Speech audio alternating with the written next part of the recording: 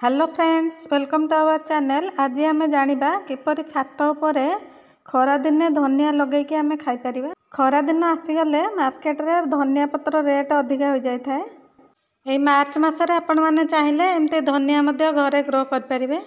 आपण मैंने जदि खरा दिने एमती धनिया ग्रो करके घरे खाइबा चाहते ताले वीडियोटी को शेष पर्यंत देखंतु। जदि वीडियोटी भल लगे गोटे लाइक करदे और चैनल को सब्सक्राइब करने जहाँद्वारा कि मो नुआ नुआ वीडियोर नोटिफिकेशन आपण मैंने पाइपर। यही धनिया गछ को मु फेब्रुआरी फास्ट वीक्रे लगे देखु केत बड़ बड़ हो गला।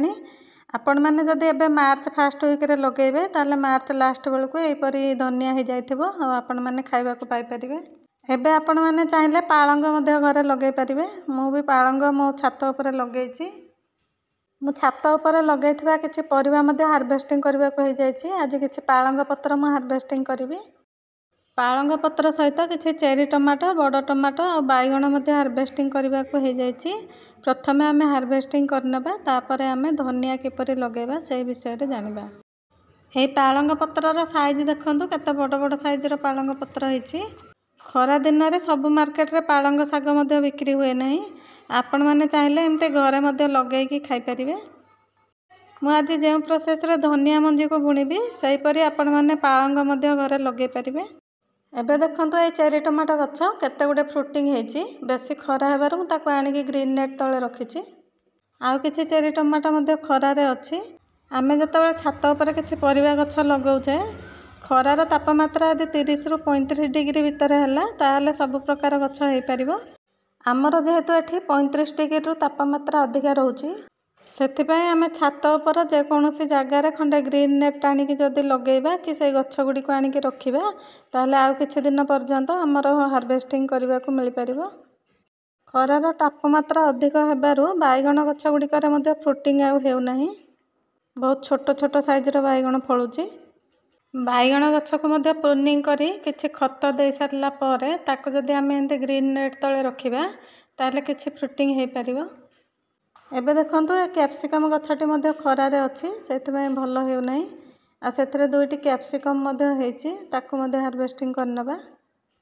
एई चेरी टमाटो गछ को देखंतु ये बहुत खरा रे अछि। खरा रे रहइबा जोगु जे फूल गुडी फुटुची से गुडी सुखी जाउची।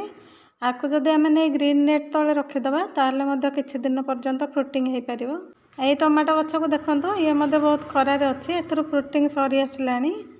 छात उपर हार्वेस्टिंग एतिकी थिला।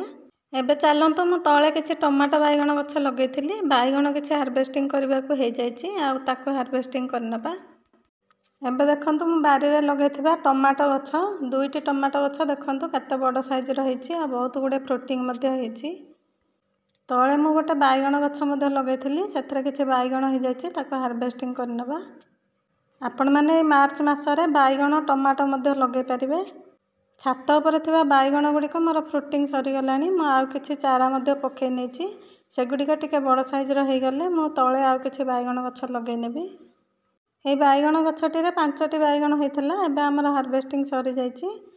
एबे चलतु छात उपरे खरा दिनिया धनिया मंजी को लगेबा जहाँद्वारा कि बहुत जल्दी ग्रोथ हो आमे हार्वेस्टिंग करने को पाइपर। देखंतु ये गोटे ग्रो बैग मु घरे तैयारी करथिली। आ एथरे मु गोटे थर धनिया मंजी लगेइथिली। सेकेंड थर लगेबा पई आमे भलो भाबरे ता खुरसई नबा आ किछि गोबर खत मिसई दबा। आपण माने चाहिले वर्मी कंपोस्ट मध्ये मिसई पारिबे।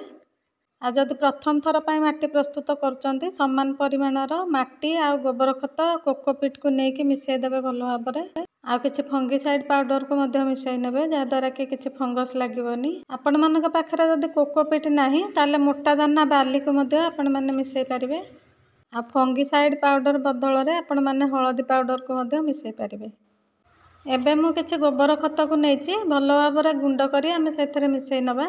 खरा दिनिया धनिया मंजी को लगेबा पई 8 इंच हाइटर ग्रो बैग को नेले भल होता है। आपण माने चाहिए 10 इंच हाइटर फ्रूट क्रेट रे यही धनिया को लगे पारे। एबे देखंतु भल भाव में मिसीगला आमे किछि बाहर करके सेथुर रखी नेबा। तापर आमे भल क्वालिटी रो धनिया मंजी किनिकी मार्केट रो आनिबा। घरे जो धनिया आपण माने खाउचंती सेथुर जमारू लगेबेनी सेटा शीत दिने हे परिबो किंतु खरा दिने सेथुर गछ हे न थाए। एहीपरि हाइब्रिड मंजी आनिकी आमे जदि लगेबा ताहले खरा दिन रे सहजरे गछ हो पारिबो। आम मंजी गुड़िक पैकेट्रु बाहर करी एपरी भल भाव स्प्रिंकल कर नवा। तापर आम जो माटी को बाहर करके रखी से आम गोटे लेयर माटीर भल भाव देदेबा। माटीर लेयर दे सारा पर आम भल भाव पानी स्प्रे करदे। आपण मैंने जदि धनिया शीघ्र गछ करने को चाहते ताले गजा करके धनिया मंजी को लगे पारे। आ देखु मुझे मंजी गुड़िए गजा कर धनिया मंजी को 24 घंटा भल भाव बतुरई नवा। आ कि कोकोपीट को ओदा करके आम पेपर देहरे रखी ता मझे आम से धनिया मंजी को देई जदि बांधीदबा भल भाव बांधिकी आम 2-3 दिन पर्यंत छाई रखीदबा। 3 दिन पर देखिए यहपरी गजा हो जाइथिबो। आईपरी गजा करके आम जब बुणवा 2-3 दिन भितर धनिया मंजी गछ हो। आपण मैंने चाहिए यहपरी प्लास्टिक कंटेनर में बुणी पारे। वेलड्रेन माटी प्रस्तुत करी आम से भरी कर सारा पर भल भाव पानी देदेबा। पानी दे सारा पर आम जो मंजी गुड़िक गजा करके रखी भल भाव स्प्रिंकल कर नवा।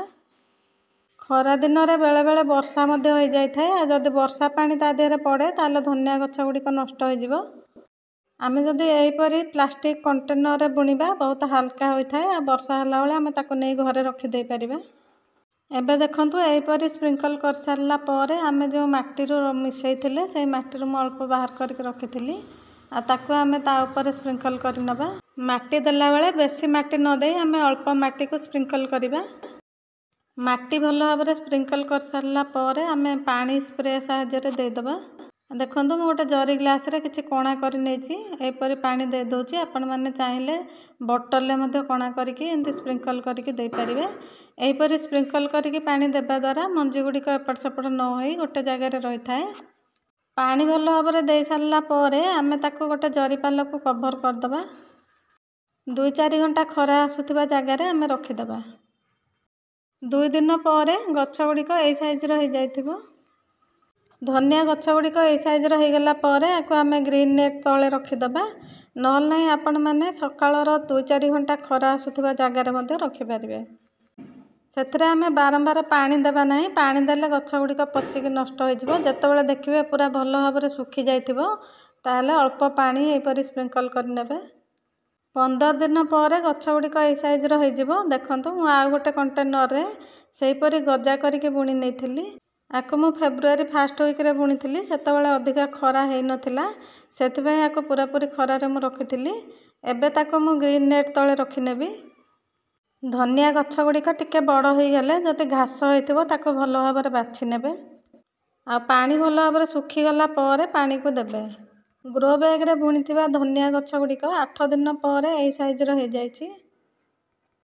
तापर देखंतु 15 दिन पर गछ गुड़िक यही साइज हो। आपको आपण मैंने जदि ग्रीन नेट तले न रखुचंती ताले जेकोसी गछ छाई रखिपारे। जदि बड़ गछ किसी लगे ता तले यहीपरि रखिपारे। गोटे मास पर गछ गुड़िक यही साइज हो। तापर आपण मैंने हार्वेस्टिंग करके खाईपारे। यही ग्रो बैग रे जो धनिया गछ को देखुंत मुझे पूर्व वर्ष मार्च मसरे बुणी। देखो धनिया गछ गुड़िक केते सुंदर होती। ए वर्ष मुझे प्लास्टिक कंटेनर रे बुणी। आपण मानक यापर देखी गछ गुड़िक क्यों साइज रही। धनिया मंजी को मुझे जो प्रोसेस रे बुणिली से प्रोसेस रे आपण माने पालंग छात उपर लगे पारे। ए मार्च मास खरारे पालंग हो पारिबो। पूर्व वर्ष मु पालंग लगे आ ए वर्ष लगे। देखंतु पालंग पत्र धनिया पत्र को हार्वेस्टिंग कर सारा पर आम किसी वर्मी कंपोस्ट को स्प्रिंकल करके जदि पानी देदेबा पुणी आउ थे यहीपरि ग्रोथ हो पार। आ धनिया पत्र को खरा दिन में आम 2-3 थर पर्यंत हार्वेस्टिंग करें। गोटे थर बा 2 थर आम हार्वेस्टिंग करके खाईपर। खरा दिन में जदि धनिया कि पालंग लगाउछंती वर्षा होला बेले ताको सेव करके रखिए।